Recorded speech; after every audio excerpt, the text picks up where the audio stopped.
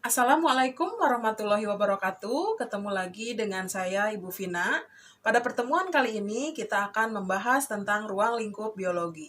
Silahkan disimak baik-baik ya.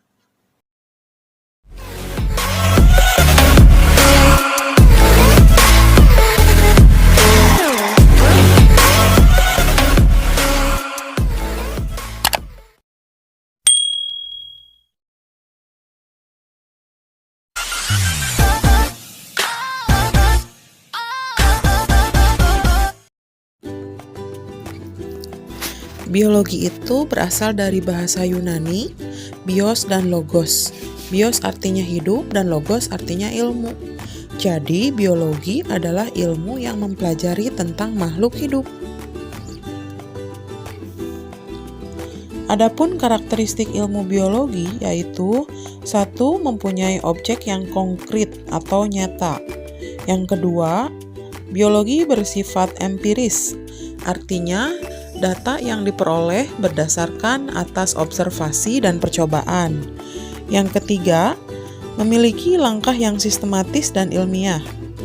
Yang keempat, menggunakan cara berpikir yang logis dan dapat dipertanggungjawabkan. Yang kelima, objektif. Ada beberapa cabang ilmu biologi, yaitu diantaranya sitologi, ilmu yang mempelajari tentang sel; histologi, ilmu yang mempelajari tentang jaringan.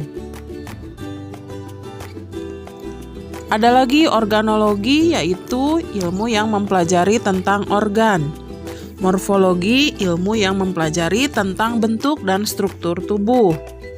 Kemudian anatomi, ilmu yang mempelajari tentang bagian dalam tubuh makhluk hidup.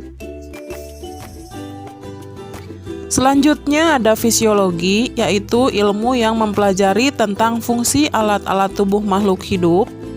Ada botani, yaitu ilmu yang mempelajari tentang tumbuhan. Dan zoologi, ilmu yang mempelajari tentang hewan. Sedangkan virologi, yaitu ilmu yang mempelajari tentang virus. Dan bakteriologi adalah ilmu yang mempelajari tentang bakteri. Ada lagi entomologi, yaitu ilmu yang mempelajari tentang serangga. Ekologi, ilmu yang mempelajari tentang ekosistem. Genetika, ilmu yang mempelajari tentang pewarisan sifat. Mikrobiologi, yaitu ilmu yang mempelajari tentang mikroorganisme. Ornitologi, ilmu yang mempelajari tentang burung. Dan mikologi, ilmu yang mempelajari tentang jamur.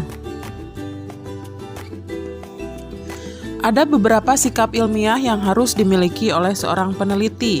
Di antaranya yaitu rasa ingin tahu yang tinggi, bekerja keras, jujur, tidak memanipulasi data, kemudian tekun, teliti, dan berpikir logis. Nah, berikutnya adalah tentang metode ilmiah.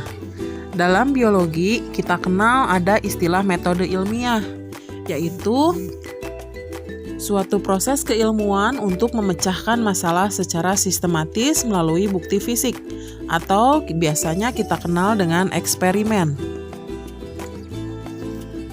Adapun langkah-langkah metode ilmiah yaitu: yang pertama, kita harus merumuskan dulu masalah.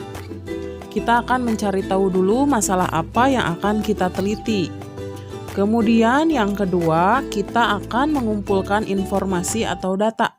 Informasi ini bisa kita peroleh melalui observasi atau studi literatur, bisa juga dengan wawancara.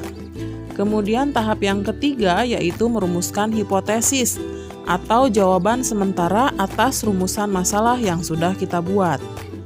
Langkah keempat yaitu melakukan percobaan. Dan selanjutnya membuat kesimpulan.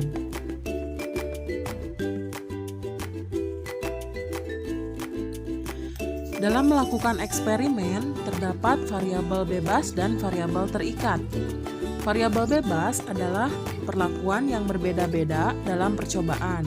Artinya, bebas ditentukan oleh peneliti. Sedangkan variabel terikat adalah variabel yang muncul karena adanya variabel bebas atau kita kenal dengan hasil dari perlakuan dalam percobaan. Nah, sekarang kita ke contoh ya. Misalkan kita ingin mengetahui bagaimana pengaruh cahaya matahari terhadap pertumbuhan tanaman kacang hijau.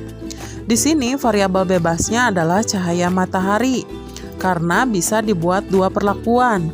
Satu di cahaya terang, yang satu lagi kita simpan di tempat yang gelap. Sedangkan variabel terikatnya yaitu pertumbuhan tanaman atau tinggi tanaman yang dapat kita ukur.